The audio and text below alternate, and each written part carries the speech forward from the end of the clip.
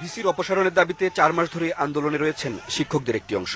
রোববার শিক্ষকদের কর্মসূচিতে ভিসির পক্ষ নিয়ে হামলা করে ছাত্রলীগের নেতাকর্মীরা।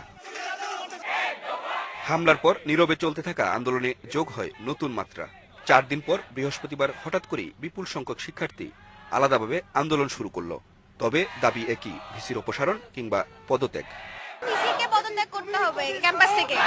আমরা এই মিথ্যাচার সহ্য করব না, তার এসব মিথ্যাচার আমরা সহ্য।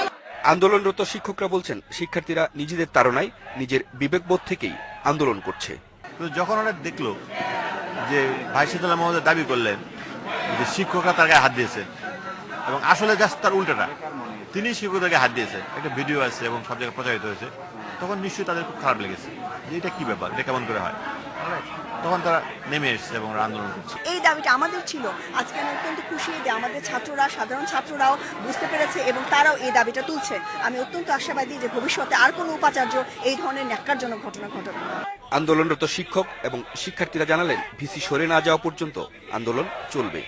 তিনি যতক্ষণ পর্যন্ত এই বিশ্ববিদ্যালয় থেকে চলে না যাবেন ততক্ষণ পর্যন্ত আমাদের আন্দোলন চলবে।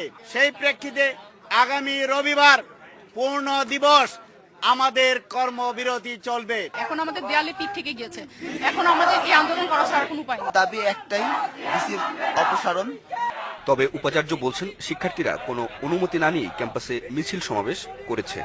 এটা তো নিষিদ্ধ অবস্থান, ছাত্রদের মিছিল সমাবেশ হওয়া আমাদের সিন্ডিকেট রেজলিউশনে এটা কিন্তু নাই।